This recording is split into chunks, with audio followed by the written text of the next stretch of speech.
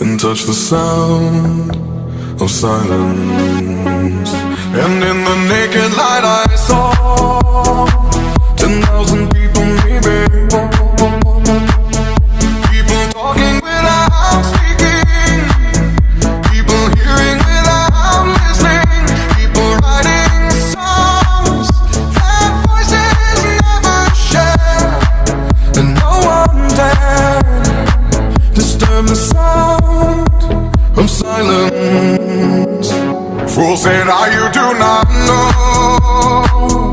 Silence like a cancer grows. Hear my words and I might teach you. Lay my arms and I might reach you. But my words, like silent raindrops, fell and echoed in the wells of silence.